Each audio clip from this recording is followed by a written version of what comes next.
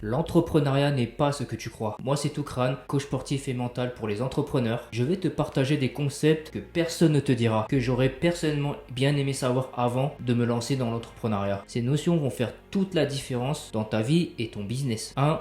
Moins cher ne veut pas dire plus de clients. La majorité des entrepreneurs que j'ai accompagnés jusqu'ici et qui commençaient leur business faisaient tous cette erreur-là. Parce qu'ils pensaient que proposer des offres à bas prix attirerait plus de clients. Mais cependant, cette stratégie a eu l'effet inverse. D'ailleurs, même moi je l'ai faite dans le passé et j'en ai payé le prix fort. C'est plus difficile de convaincre une personne qui gagne 1500 euros de dépenser 500 euros que de persuader quelqu'un avec des revenus de 6000 euros à dépenser 2000 euros. En plus, les clients qui payent moins sont souvent plus exigeants. Tu devras courir derrière eux tellement ils ne seront pas sérieux, ce qui entraînera stress et pression en permanence parce que tu ne gagneras pas assez d'argent en plus de te fatiguer pour pas grand chose. C'est toujours plus intéressant de proposer des services à des tarifs élevés reflétant la valeur de ton travail, te permettant ainsi de réinvestir sur ton business, de former, acheter du matériel et d'assurer sa pérennité. 2.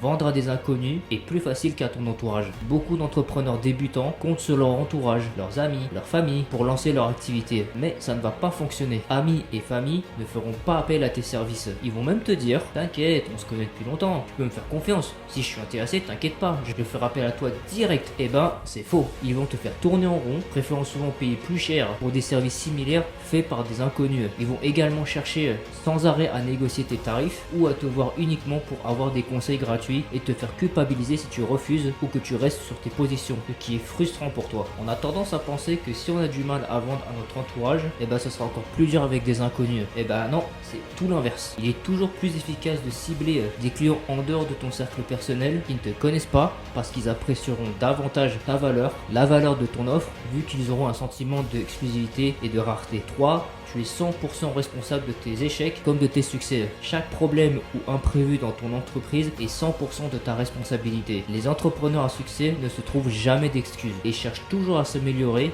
même si c'est injuste. L'entrepreneuriat, c'est un parcours semé d'embûches, nécessitant une remise en question constante et une capacité à résoudre les problèmes pour avancer. Tous les entrepreneurs que je connais qui sont vraiment bons se distinguent par leur capacité à assumer pleinement la responsabilité de leurs actions, sans jamais chercher d'excuses ni se plaindre. Ce sont des bosseurs exceptionnels, transcendent toujours les défis, les imprévus, le négatif en opportunités positives d'amélioration et ne se concentrent que sur ce quoi ils ont un contrôle. Adopter cet état d'esprit est essentiel pour évoluer. A l'inverse, se positionner en victime et rejeter la faute sur un tel ou je ne sais pas qui constamment, comme font la plupart des gens, reflète une mentalité de trouillard et de perdant. Et si tu regardes cette vidéo, je pense que tu n'en es pas un toi et que tu vaux mieux que ça. L'entrepreneuriat, c'est un parcours du combattant qui exige des années de tests, d'échecs, de remise en question et de résilience. Ceux qui refusent cette vérité stagnent, se découragent et finalement abandonnent, comme c'est le cas de 80% des entrepreneurs après un an. 4. C'est très dur mentalement, donc prépare-toi à sacrifier énormément de temps, de loisirs, de relations et aussi au niveau santé. Se lancer dans l'entrepreneuriat demande obligatoirement des sacrifices en termes de temps, de loisirs, de relations et de santé. Le stress, les nuits blanches et le manque de temps pour prendre soin de toi sont monnaie courante. Il est donc essentiel de trouver ton équilibre et de veiller à ta santé mentale et physique pour réussir, pour assurer la réussite de ton entreprise. Les réseaux sociaux ont tendance à mettre en avant les réussites sans montrer les sacrifices qui les précèdent.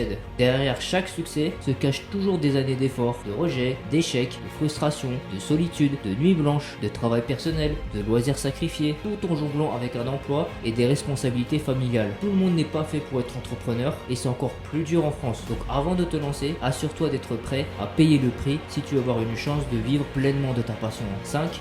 Tu vas perdre beaucoup d'amis, de relations amoureuses et des membres de ta famille lorsque tu vas réussir. En réussissant, tu vas perdre des amis, des relations amoureuses et même des liens familiaux. C'est inévitable. Certaines personnes de ton entourage peuvent ne pas comprendre ton évolution et s'éloigner. Il est important de s'y préparer et de s'entourer de personnes qui te soutiennent réellement. Notre motivation en tant qu'entrepreneur, tout comme celle de tout bon père de famille, est de gagner suffisamment d'argent pour prendre soin de sa femme, être présent pour ses enfants, assurer la sécurité de ses parents et passer du temps avec ses amis et nous-mêmes. Mais malheureusement, Ça arrive trop souvent que certains membres de notre entourage nous soutiennent au début de notre aventure, puis lorsque les résultats concrets se manifestent et que nous transformons nos ambitions en réussite tangible, les personnes qui nous soutenaient au départ cessent de le faire. Elles diront qu'on a changé, que notre argent nous est monté à la tête, alors qu'en réalité, c'est simplement que nous avons évolué beaucoup plus qu'eux, devenant ainsi un miroir reflétant leur propre médiocrité et leur véritable nature, ce qui engendre chez eux un sentiment d'infériorité. Donc finalement, ce n'est pas nous qui nous éloignons de notre famille, de notre entourage, ce sont eux qui s'éloignent naturellement de nous, car ils ne nous perçoivent plus de la même manière, ce qui creuse un fossé entre nous et notre entourage. Plus tu vas réussir et plus tu vas attirer la jalousie et les détracteurs. Si tu es un entrepreneur qui a besoin de bâtir un mental, un physique de leader et développer des relations épanouissantes, va consulter mon profil pour accéder à mon site internet.